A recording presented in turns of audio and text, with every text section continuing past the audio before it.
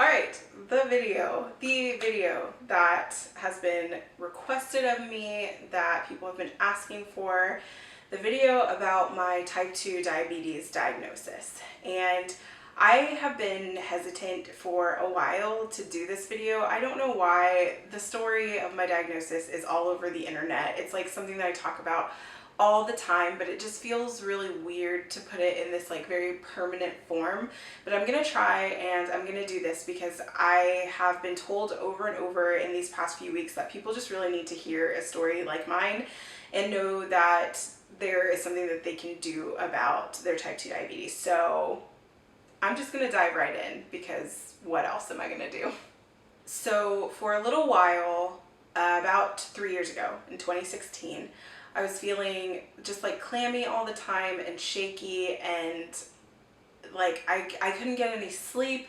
It was just this thing that was like nagging and nagging and nagging at me, and I kept thinking to myself, something is wrong, but I don't know what. And every single time that I kind of decided to do something about it, I just kind of chickened out. And finally, things got to a point where I was waking up like every 2 hours to go to the bathroom.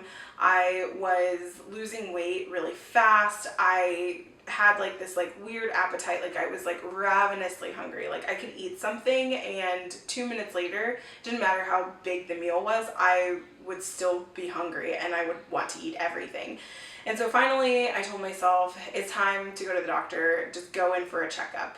And the other thing was that I was super fatigued, and I think I mentioned this a little bit, but because I was waking up every couple of hours at night, I wasn't getting good quality sleep, but I was also working a job that required anywhere from like 40 to 60 hours a week. And so I was swamped with work as well. Like that was also making me really tired. And so I just thought to myself, like, the doctor is going to tell me to go home, drink some water, like you'll be fine, take more care of yourself, whatever. And so I ended up going to the doctor. I got all of these tests run and like all of this stuff done, and I left the doctor's office. And then about like 2 hours later, I get a call from the doctor's office that's like, when can you come in for your next appointment? And I'm like thinking to myself, I just had an appointment. Like, why do you need me to come in like ASAP, you know? And then it kind of hit me like, okay, well, something might be really wrong and I don't know what that is. So I booked an appointment like within a week, I think, and I went back to the doctor and I was told that I had type 2 diabetes.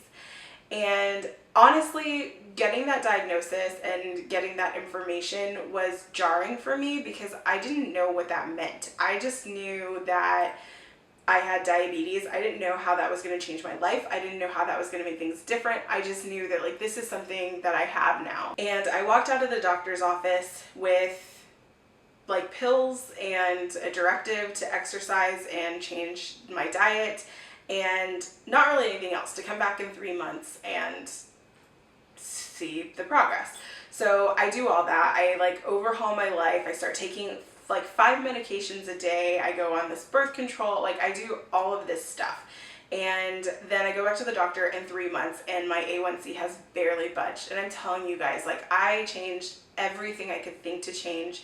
Everything that they told me to do, I did, but I still didn't have like enough information. And that was the thing for me, was like, you've handed me this heavy diagnosis, but not a lot of information on what it is, why I have it, what caused it for me. You only told me to take medication, exercise, diet, and come back in 3 months. So I was really confused and very overwhelmed and very upset. And I'll actually link my blog post to the first time I kind of talk about it after I got the news. But to me, getting that diagnosis, it was tough because I felt like I didn't have enough information. And I'm a person who craves information. Like the more context you can give me, the more information that you can give me, the better I feel set up. And I didn't even know what questions to ask or how I should have reacted in that moment. So I don't think that I reacted like anything was really wrong, and that probably frustrated my doctor, but it was just a state of confusion and of shock. And I wasn't asked like, do you have any additional questions? So to me, that was really difficult in that moment, and that kind of set the pace for how I went forward. So I get the diagnosis, I get the pills, I change diet and exercise, I do all of this stuff, I go back to the doctor, barely anything has changed, like barely. So my doctor decides then that I need insulin. So he tells me, here's an insulin pen. You know, he referred me to diabetes education one time, which was a way to kind of like learn more about what I was going through and really what diabetes is and kind of how like holistically this all fits in the picture. But I wasn't even given diabetes education on how to inject insulin. I actually learned that on YouTube, which is not the best place to learn it. And granted, again, I should have asked. I should have had the courage and the wherewithal to say, well, I don't know how to do this, but I also thought that it was kind of up to my healthcare team to provide me with just the basic information, just the basics. So I get this diagnosis, I finally get on insulin, I learn to take insulin, I only know my doses when I leave the doctor's office, and I kind of start living life again. I don't go back to normal, but I'm like very conscious of my food, I'm very conscious of my diet, I'm trying to fit exercise into my life with a job that has me working crazy hours all the time where I'm exhausted, and it's just like this vicious cycle for me. And I always wondered how other people felt about their type 2 diabetes diagnosis, because I think that it often takes people by surprise. And for me, I was shocked and I was surprised, and then being told you need to overhaul your entire life was just this like bomb dropped on me. It felt to me like I didn't know how I was going to do all of this. I didn't know how all of this was going to fit into my life and how I was going to change every single thing that I knew. So I do all that. I change everything. I get frustrated because I'm like, I still don't have enough information to go forward.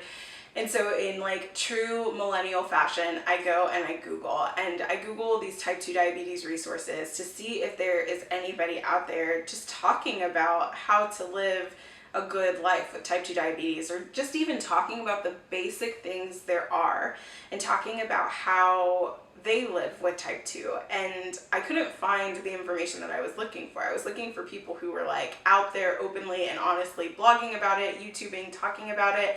And I didn't find that. I didn't find that at all. And that was really tough for me because I wanted to find a place in a community and people to identify with. And so that's when I started Hangry Woman, and that's when I started being open and honest about my own type 2 diabetes journey. Because if you know anything about diabetes in general, it is completely stigmatized. And with people with type 2 especially, you're often living with shame and judgment that you did not ask for. You didn't ask anybody to comment on your food. You didn't ask anybody to comment on your plate. You didn't ask anybody to ask you to stop taking insulin when you need it as a part of your regimen. You didn't ask for anybody's opinion. And oftentimes with type 2, you get people's opinion where it's not asked for and it's not warranted. And so I wanted to show people that despite all of that, despite the stigma and the judgment that sometimes comes with type 2 diabetes, you can live this beautiful life and you can still enjoy life and you can still have a healthy existence. Even though you may have to sacrifice just a little, living with type 2 diabetes is doable. And you can find examples of that. And now there are so many examples. I could probably list them in the description box of people that I follow on Twitter and like the diabetes online community and Twitter chats and like all of these beautiful things that exist and that support people with type 2. And there's so many of them, and I feel like if I list one, I'm probably going to forget one, and I don't want to offend anybody by forgetting or by just like sharing the tools that I use and the people that I talk with. But it's truly important to see representation in the type 2 diabetes community.